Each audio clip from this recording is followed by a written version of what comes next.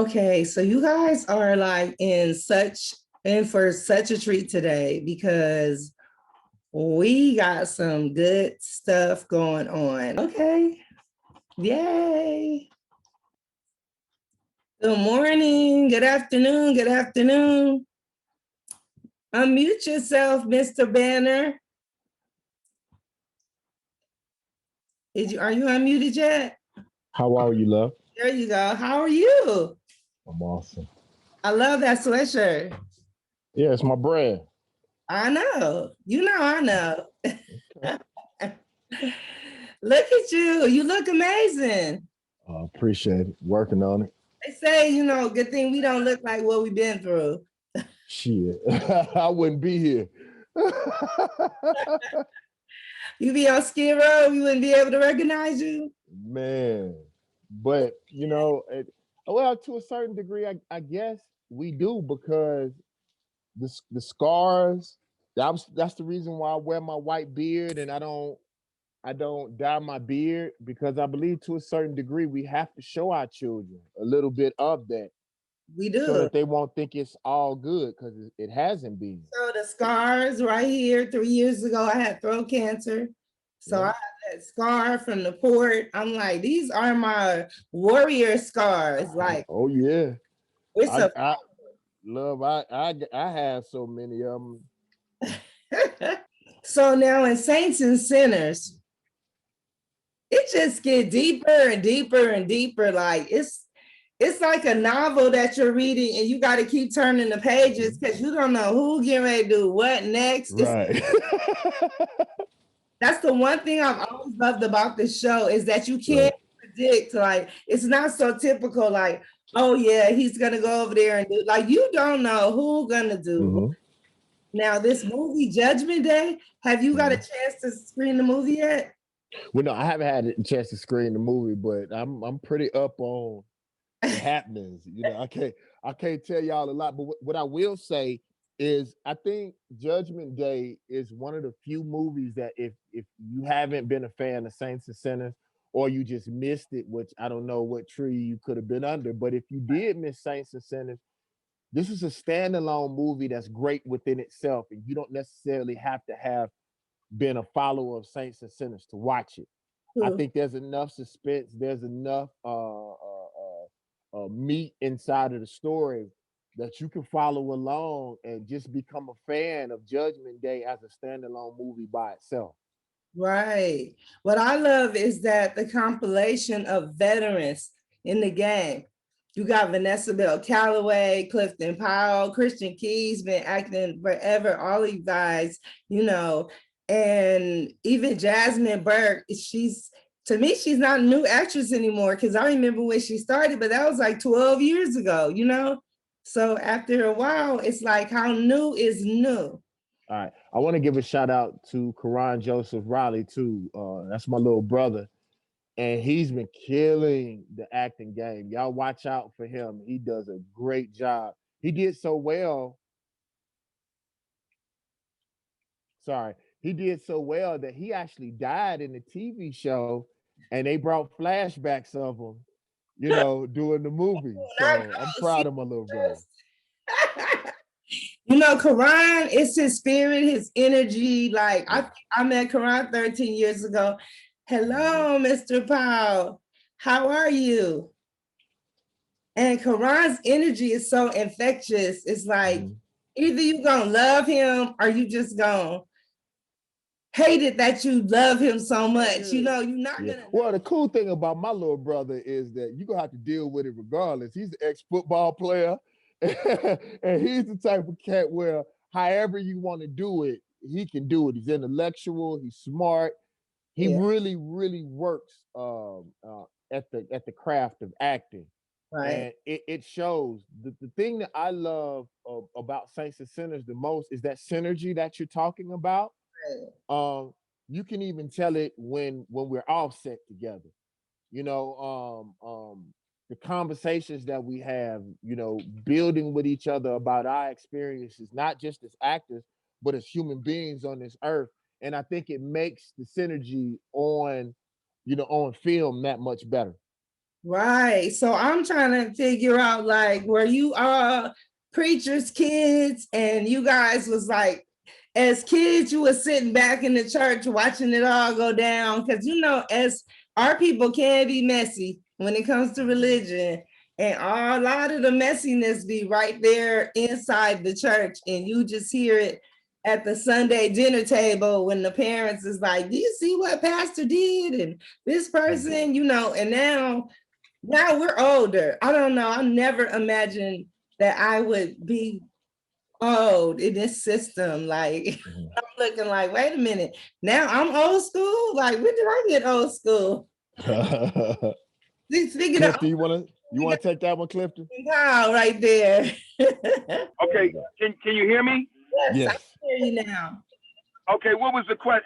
Hey, Dave, what's up, baby? What's up with you, G? Good to see you, man. Man, you know I'm still in the game after all these years, baby. That's Hey, man. hey, Let me just wait. say this. Clifton, Let me just hold say on. this. Clifton looks younger than half of the young bucks on the show. Whenever he's drinking and eating, we need to bottle that up and we all to be billionaires. I Hey, know. hey, Dave. The skin Let is me let me amazing. You always look he's fit. His skin is hey, let me say this, guys. I want to say this publicly before I answer any questions and tell y'all what my beauty secrets are. okay. I want people to understand what it's like to work with David Banner. Uh-oh. I meet a lot of people. Like people come to me. I'm gonna start a consultation company because, as you know, Dave, everybody want to be an actor now. Everybody Right. want to be famous. And there's some people I've worked with that just can't stay on point. They want to do it. Like Will Smith said, 99% of the people he meets are never gonna make it. When I say working with this cat right here, you know Dave from season 1, man, because I don't know all the music stuff and I never met you before. I am so impressed with how this guy comes to work. This Negro right here, man, Yeah. I'm like, take a break, Dave. You ain't got to keep studying your stuff right now. We on lunch. Hey, I'm Dave, gonna tell am I you lying? that comes from being from Mississippi, man, and knowing how much Okay. this is a blessing, bro. Like, Yeah. you know, my grandmother used to clean up for white folks, and I hated that, bro. Yeah. So like I know that I'm a rapper that's breaking in, well, that's in the acting game, and I was telling her before you got on, this is a craft that other people have spent their whole life working on, and I want y'all when y'all see me to be proud of me and not say that's a rapper that's acting, saying that's an actor that happens to rap. So like There you I go. want I want to make sure that everybody knows that I'm serious and I never want to be the one on set that they say I'm the one that's holding up the process. You feel me? I got you. Yes, sir. You Well, know, I take my hat off to you, bro, Thank you. because you know when I read the script, Dave, you know I only work like say 18 days on Mhm. Saints and Sinners. And when I look at the script and I see some of you and Vanessa's lines, I'm like, "Ooh, Lord Jesus, man!" And some of them sermons. But I want all the young actors out there to hear what Dave just said. I'm an I'm not just a rapper trying to act. I'm an actor who knows how to rap, and Yeah. he respects the craft, and I Mhm. respect that about you. Now, Thank you, I bro. had to get that out of the way. So let me just say this: when I first started in the business, I came into New York in '79, and from '79 to '89, I was in New York, and Sam and Denzel and Charles Dutton and all of those guys were in front of me. Essa Pathan Murkison, and I knew that if I held on and took care of myself, I could make it. If I okay. studied my craft, so I never did drugs. Now I smoked a little bit of weed, but I didn't drink all the way through college. I didn't smoke weed in college. I didn't start drinking until I was about 26 Wow. because I wanted to be able to handle it. And then early on, I read a great book by Dick Gregory called Eating with Mother Nature, because you know Dick Gregory used to be like almost 400 pounds. So Wow. then yes. So then I cut out pork, and then in the last 6 months, because the girl I'm dating is a vegan, I've cut out meat, and I got to start working out a little more. I got to start walking, but I've cut out meat, and I'm mostly a pescatarian, and I've cut down on my alcohol, and I drink wine, and just praying and meditating every day, and then Beijing 59. That's my secrets. I love it. I love it. So Boy. I don't know, like when you guys are into your part, besides just being an actor, do you like think about that person in the church? You know, it's always that one person that comes to mind that stood out, and then you're like, okay, that's how I'm gonna to make it, because it's so real. Everything is so real about this movie, Judgment Day, with everybody's acting. It's like you guys just grew up in a church foundation and y'all wrote all your own lines. Like everything is so authentic. I love it. I'm gonna answer that real quick because I got to get off in a minute. Okay. Dave, I believe it's the writing, Dave. Would you say the writing? Sometimes you do a show and the writing is off, and you got to try to make it work. The writers on this show and the creative minds, man, you know, they are on fire, and that's so they put us right in the pocket. For me, how do you feel, Dave? Well, with me, it's sort of strange because of how I feel about pastors and preachers in real life. Yes, sir. I told them, I asked them when before I accepted this part, if they would allow me to add a little bit, you know, especially with the hair, with me having my hair twisted and being a little bit more cultural as a pastor. And they allowed me that freedom. And I told them I wanted to create a pastor that I would like, because I don't happen to care for a lot of pastors, not all pastors, but a lot of pastors myself. Yes, sir. So Yes, sir. I would agree with Clifton 100%. You know, they took into account how I felt, and I said I'm very hard on pastors in some parts of the church. And I said, I want to be that shining example. If there's not a pastor that exists like that, allow us to give vision so these kids will say, okay, I want to go to church because that's the kind of man I want to be like. Yeah, And yeah. so if you look at Pastor Green, he looks good. He's in shape most of the time. He's fly. You know, I bring my own clothes. He's fly. I said, I wanted to be somebody that would attract the children to the word, because we're losing so many males to the church for that reason. Right. You know, But let me so interject, Dave. Let me interject. But also, what Dave Banner brings in, and first we got to say Bounce TV and Swirl Films, but Bounce TV family allows him to have the room to kind of explore that. yes. But what Dave is saying is, it's a lot of men of the cloth that are playing both ends against the middle. Right. Yeah. Right. And it's like taking an oath when you get married. It's like, okay, you're taking an oath to be faithful. I know, because I fell far short. So at the end of the day, what Dave also brings is Pastor Green is from the inside out a good man. Mm-hmm. Mm-hmm. Who's not perfect, not perfect, but Yeah. a good man. Right. Yeah. And before Clifton came on, Jay, that's what I was telling you about the spirit of the people who act on this show. Like the conversations that me and Clifton have, like standing in front of our trailers, it adds to what you see, the temperament of the actual people who actually work on the show. Okay. You know, that's what I was telling you about. Like, and you can't buy that. No, I don't care how great of an actor you are. There are some things that are just inherently inside of you. And that's a testament to Clifton too. Right. Because Clifton, you are able to adapt to any circumstance. Like I didn't seen him in some places like, is that Clifton who just walked in? But he just, you know, he's a chameleon when it comes to whatever. He might not be all excited to be there, but he'll slide through, and then you'll see him graciously bow out. Mhm. You know, it's like part of it is a person. You know, part of it is, and I think Dave can attest to this. I try to let my ego be in my work and not projecting on people. Not walk in, you know, like I'm Clifton Powell, so you people should be happy to see me. I was raised like Dave. My family's from Mississippi, Hattiesburg, right around there where Dave from. I've had these. And I told you, Dave, my granddad owned a hi-hat club back in the day. Yep. And, I come from old Southern people where it ain't about you, man. Like, Right.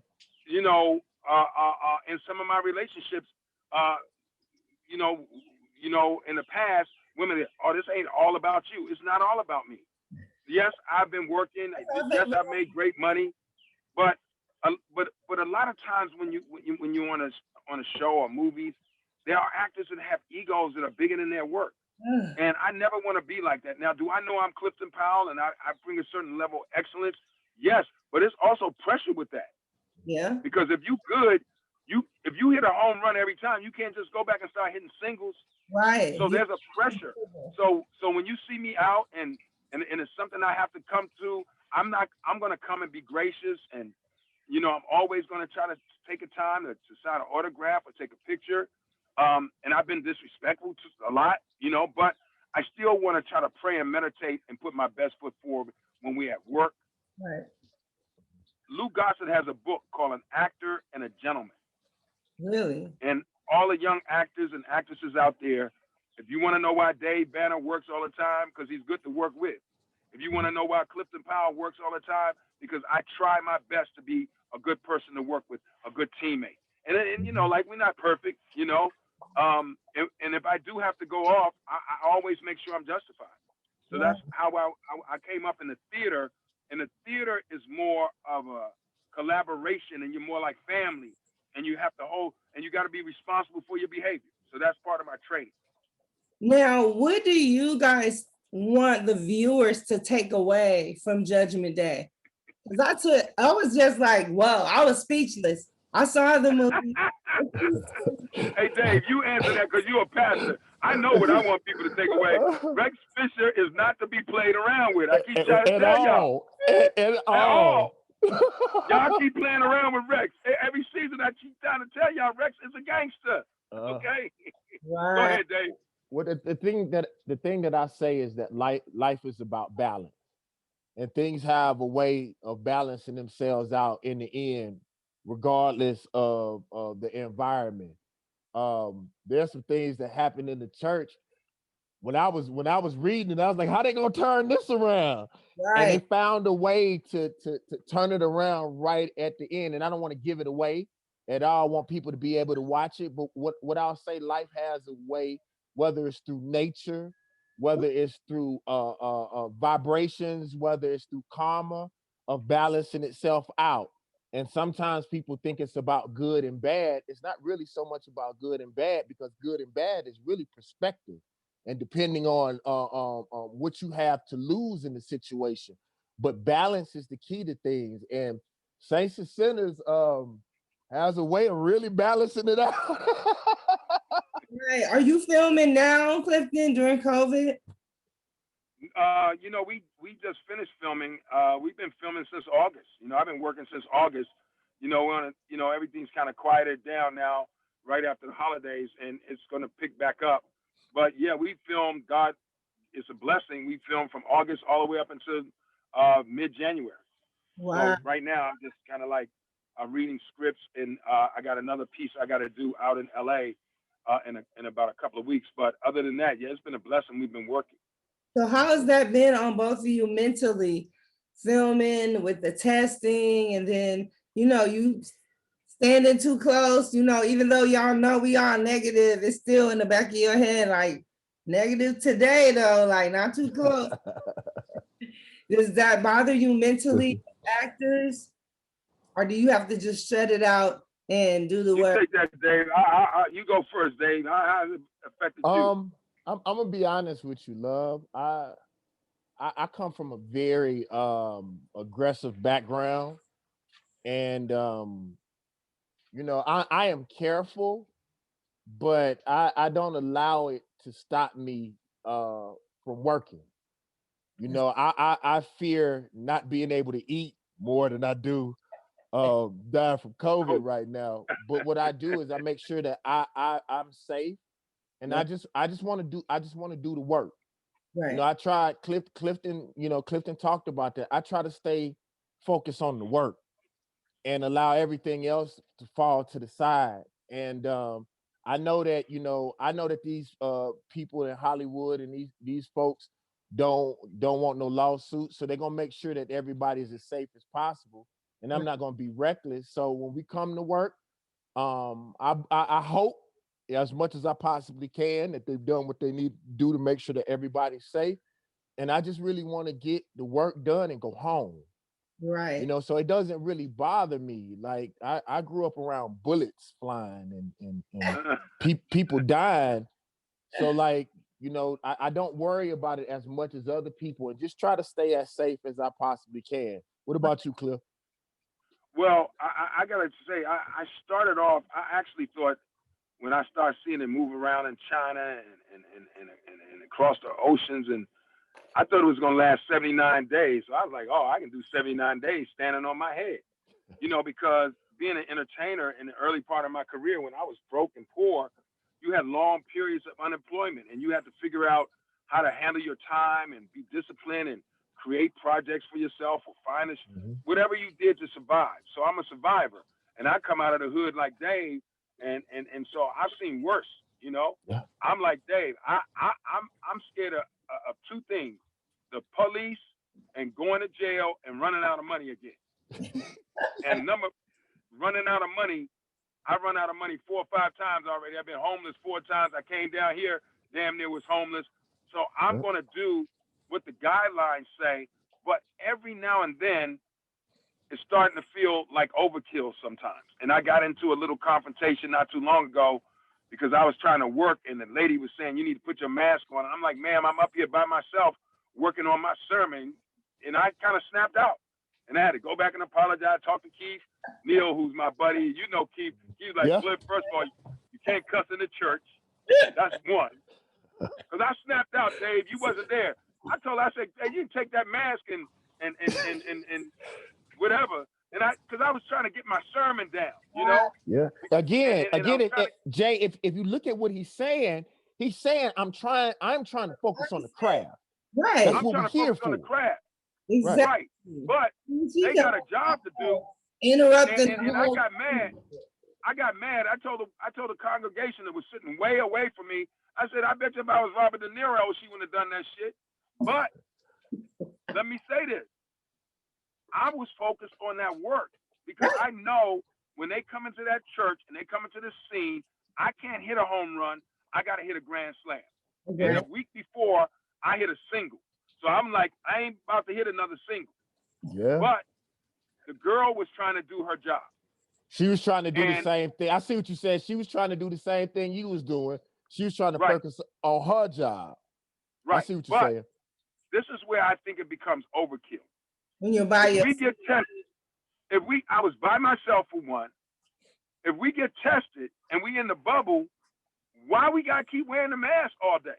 That's another problem. Now they're saying, well, people go to the store and they go home. Well, I'm good if you want to test me every day. Right. But it starts to feel like overkill. And then I felt like since she saw me working, she should have said, from a distance, Mr. Powell, when you're done, I know you kind of social distancing. Can you please put back on your mask? But that's something like Keith Neal told me, we got to go through SAG to deal with that because it boils down to lawsuits and money. Yeah. True. So it's still and that's an isolated incident over like 7 or 8 weeks. But I lost it for a second. And then I had to go back the next day and apologize to the little girl, give her a hug, and tell the pastor I wasn't going to cuss in the church no more. And I also think that that's connected to, like you said, all of us thought that this was only going to last for a moment. And so it's the same way in your house and when you walk outside and the way that people look and, we basically turned each other into bio warfare, walking bio warfare. And that's a certain level of pressure that most people don't think about within itself. So it bleeds over onto set also. There's a lot of pressure just in the world in general. Period. And it's so much. Let me say this. A lot of the actresses are frustrated because they got to put their makeup. Women are very particular. They got to put their makeup on, their lipstick. Now they got to put the mask on. The lipstick is messed up. The makeup is messed up. but then you got to put the shield on top of the makeup. I mean, on top of the mask. It's a lot. It's very challenging. Mhm. I listen. I was in. Are they still makeup artists? I can't hear you. They have makeup artists now, or they have to Oh do? yeah. Okay. No, you have makeup artists. They got to wear a shield. Okay. Everybody gets tested. You got to wear a shield. You got to wear a mask. And that's But close in your face when they're doing that makeup. That's a lot, right? It's all a lot, and Yeah. all you can do is it's just like the pandemic. It's ruining people's relationships. I know It's ruining people's. everybody is single. You, David, Christian. I'm not single. Don't put me in there. I got a girl. If I say I'm single on here, I'm gonna be in trouble as soon as I get off this phone. I heard you saying you were single. Well, But I'm gonna say this. I'm gonna say my relationship has been challenged because it's all about communication. I used to spending so much time together. Luckily, my girl and I are friends, but go ahead.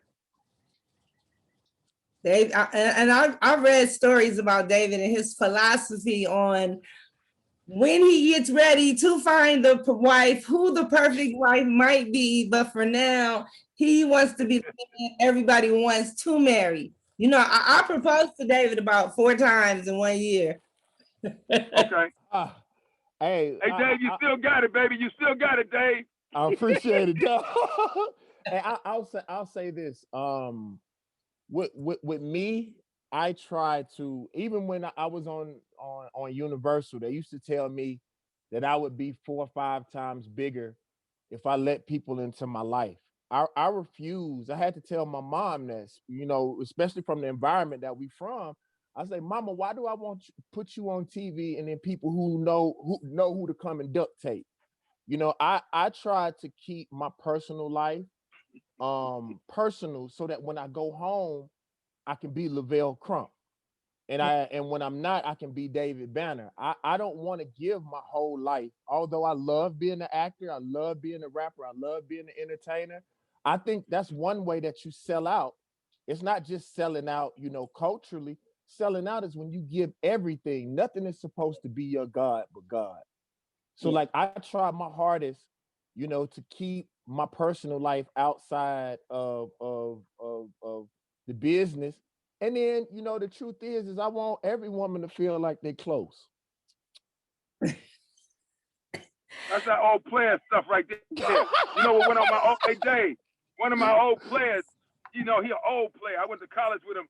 I called him complaining before I met my girl. I was like, man, he said, Cliff, stop. Keep them all close. And I was like, all of them? He said, yeah, keep them all close. So, but let me say this. I know about that philosophy right there. If you don't understand, listen, I've been in Hollywood for 25 years. I was married for almost 15. The divorce rate is 90%.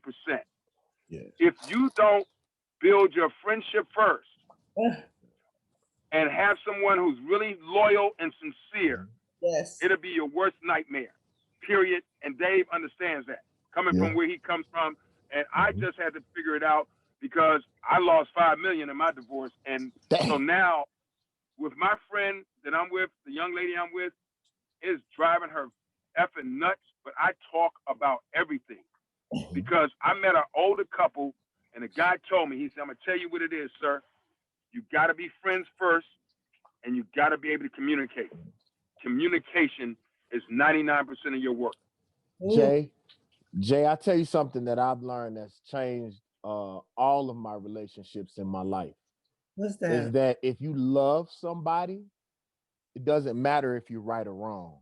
True. Like that was the best thing that I learned. Like if a person perceives something, I used to be the type of person, if I know I'm right, I really don't care how you feel.